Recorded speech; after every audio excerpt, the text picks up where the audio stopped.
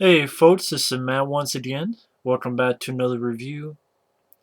Of course, by the time I'm doing this now, real quick, like has nothing to do with the movie I'm talking about, but of course, in the news, Mr. Paul Walker passed away at 40 years old. He was a passenger seat of a car. They were going to charity, and he died in a car accident. I know a bunch of people are asking me, and it's bottom line. It sucks. It sucks because I liked him as an actor. Joyride, The Fast and Furious. I like Too Fast, Too Furious, Fast Five, Fast Six. I liked District.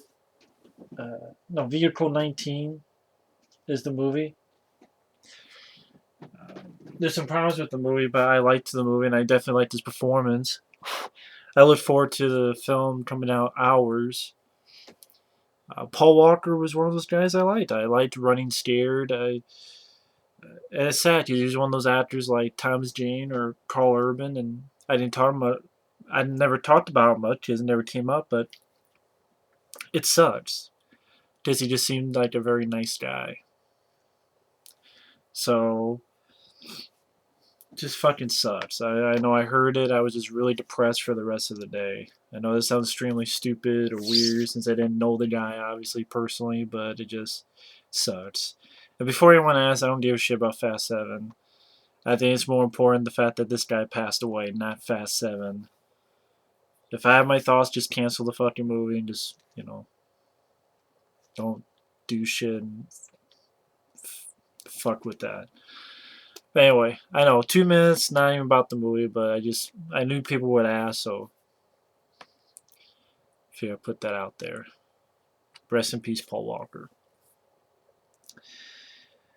And so we get to the Omen III, the final sacrifice, or the final conflict. I got fucking messed up with Children of the Corn 2, the final sacrifice. Only thing, final conflict, there's nothing to this movie. It's directed by Graham Baker, which I liked. He directed Alien Nation, which I liked. Film I haven't seen, but he did a Beowulf with Christopher Lambert, which I haven't seen that, but I did see again. I did see Alien Nation, and I liked that movie. He directed this film. It stars Sam Neill. Damien is an adult. He runs the organization. Once again, they're talking about food and the power that they have, and he becomes pretty much an ambassador, kind of like what his father was in the first movie, or Gregor Peck's role in the first movie. And he even sort of has the president of the U.S. under his thumb. And the film is him meeting this reporter chick in a very uninteresting, boring as hell romance. Him finding out that the stars are aligning the same time they were when Bethlehem and Jesus was born the first time. So it's a sign that Jesus is coming back and he is pissed. Well, maybe not pissed, but he's coming back. And so Damien gets the idea that his disciples and such are going to kill all the kids that were born on this specific morning on this date. There's one that will be the Christ child, and because if it's not killed, then Damien will lose. And then at the same time, you have this subplot where you have this guy and his 6 priests, the 7 of them, fucking up by trying to kill Damien, and all of them are idiots. And they fuck up royally. You might as well have the 7 dwarves, because they would have done better than these 7 dumbasses. I mean, first off, they have the knife that we see in the first Omen film, which all 7 of them you're supposed to use on Damien when he was a kid. One killed his body physically, and the other killed it spiritually, or something. Now, apparently, you only need one.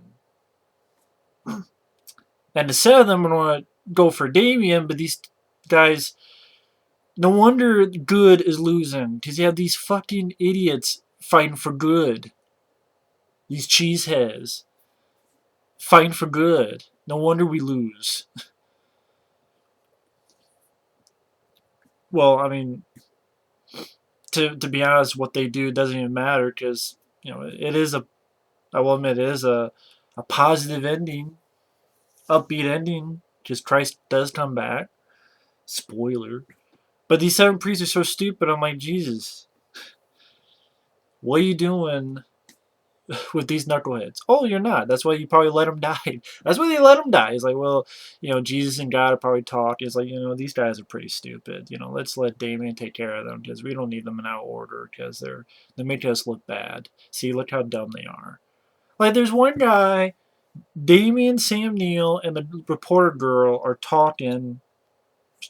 She's doing an interview with him, and this is how smart the priest is. He's on top of the scaffold that's above it. He's just walking and walking where anyone can see him. I don't know what the hell he's going to do. Is he going to jump, like bungee jump down? Is he going to fucking tie himself and bungee jump down to Damien? Because he's like this all the way fucking high up on a scaffold. Is he going to jump? Jump on him like that from like at least 50 feet? And plain as day where anyone could see him. You might as well have a fucking neon sign wrapped around his head with beatboxes around his ears and yellow sunglasses and fucking red hot sneakers so you stand out and stick out some more, you fucking dumb ass. So all one guy has to do is go, hey, look! And the priest slips and falls. He fucking slips, falls, his legs tangled in one of the ropes, goes down, catches himself on fire. I'm like, evil? I don't think even evil had a hand in this. It's just this guy's stupidity killed himself. He suicide by stupidity. It's not even like, oh, Damien or the devil or whoever evil made that happen. It's like, hey, look. Fucking Wile E. Coyote shit. It's exactly like Wile E. Coyote. That's what these guys are. The Wile E. Coyote going for the Roadrunner, aka Damien. And just how stupid these guys are and failing. Like, Damien doesn't even have to, he didn't even have to do anything. So a guy goes, oh, look. And the guy just falls. And just his legs tangle up, he's upside down, swings, burns. How the other priests get it? Well, these 3 priests are geniuses because they lead Damien to the middle of fucking nowhere, and they just begged someone, and apparently they don't realize that Damien has powers. I would think, you would be taught that Damien has some powers. So they stab one guy, and they realize they stabbed one of their own, and the 2 guys, they hide in like a sewer grate, and then it gets stuck there, and then their hands are reaching out through the grate trying to pick the grate up, and then it cuts away. So I guess those 2 died? I don't know from what? Starvation? Because I didn't see any water rising up or any toxic gas or... Hell, by the end of the movie, those 2 could still be alive. Really? Those 2 could still be alive. For all I know, by the end of the movie. Because last we see them, they're alive. They're just stuck in a grate.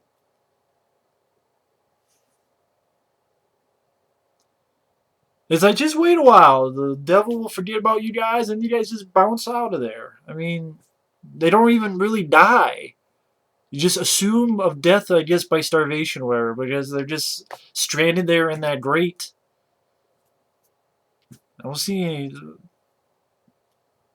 It's like, oh, I guess they're dead? So that's 4 down. One's the lead, like, father, DeCarlo. He doesn't die, because he's one of our leads. And then the other 2 priests, they die from stupidity, too. Sam Neill is You know those some of those rich fucks, they get on horses, they get dogs, and they hunt foxes because they're assholes. Uh, Damien's doing that. He gets led over to here onto a bridge. Well, one priest is on one end with a horse. Another priest is on the other end. They both, on broad daylight, go up to him. And I'm like, okay, the guy's on the horse, and I'm like, he's going to get jumped up. He's going to get bolted off, right? He's going to get bolted off, right? Yep, David just looks at him, and the horse bucks him off, and I'm like, you're spending how many decades studying Damien? You would think you pick up some tips like, hey, if I ride a horse, this guy I've heard he kind of fucks with animals, so let's not ride a horse. But he just bucked off the horse and the other guy, Damien has like 50 dogs with him, and the guy, the last priest, he doesn't think of it. He's just coming up with the knife slowly, and I'm like, dude, do you see that Damien has 50 dogs with him? I mean, as an audience member, you're like, gee, I wonder what's going to happen. Now, if they spring wings and fly over to him, then I'll be surprised. But though, of course, he tells the dogs, get him, and the dogs run up, and you get the idea that they got that priest. So there's our last one, the main one, Father DiCarlo, who is telling the reporter chick who Damien really is. I will admit, this father explains it a bit better than, say, the priest in the original or the remake trying to talk to, like, Gregory Peck or Lee Schreiber. At least this father, he's explaining it. Rossano Brazzi is the actor. At least he's explaining it in a more sane manner. So I thought this guy at least handled that bit of business.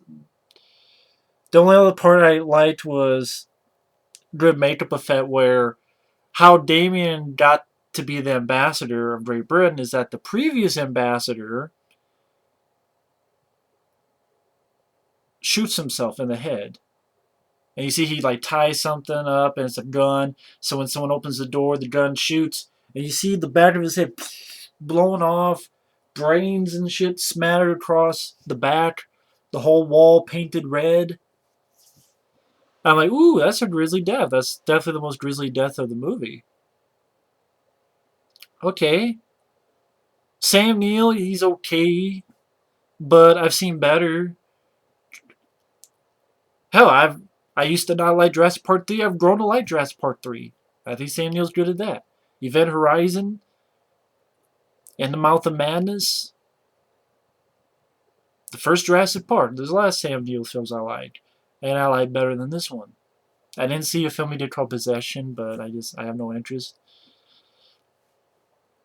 The Jerry Goldsmith score is okay. Can't really say anything bad about the score. I know really enough. One of the producers of this is actually Richard Donner. Direction, to be honest, the film feels too long. It's an hour and 40 some minutes, and it feels that way. It feels long. Because not much happens.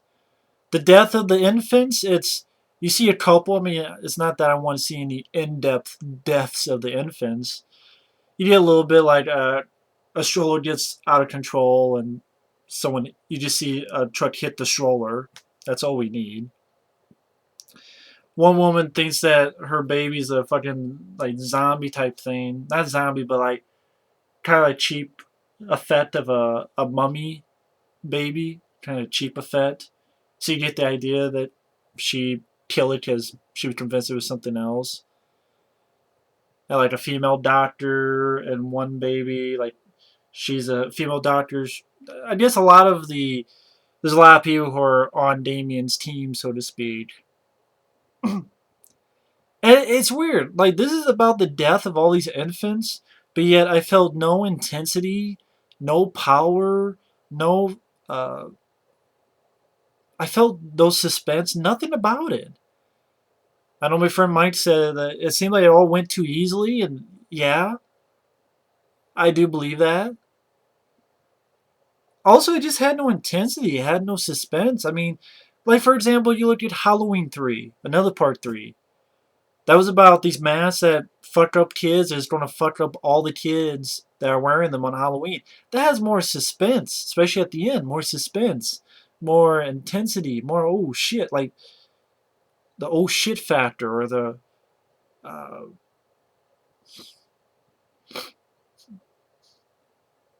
has more to it. I mean, the rest of the film has more to it than this film. This film is a boring film. It's an uneventful film. It's an anticlimactic film. Because the ending is just the reporter girl, her kid is under the influence of Sam Neill. The last father, Father DiCarlo, goes with the toss to the reporter chick, Lisa Harrow, as Kate Reynolds. She tells Sam Neill, "Oh yeah, I know where the Christ child is. Follow me." And pretty much, the priest tries to stab Sam Neill. Sam Neill gets the report chick's kid in the way, so the priest accidentally stabs him. Sam Neill's ready to choke out the priest, but then the report chick stabs him. He lets out a wail, stumbles, gets to his knees, says, "Hey, Christ, you didn't win anything." Tumbles down, a Christ figure appears, and then a bunch of light appears. And there's the final conflict. That's the final conflict. I mean, in the fucking title, the final conflict. That's all there is to it. It's not even much of a fucking conflict. It's not really a conflict. What conflict? Where's the conflict? I don't know where the conflict is. There's no conflict. It's called the final conflict. It's not even much of a fucking conflict. It's Sam Neill and boring politics and his power over his company of food and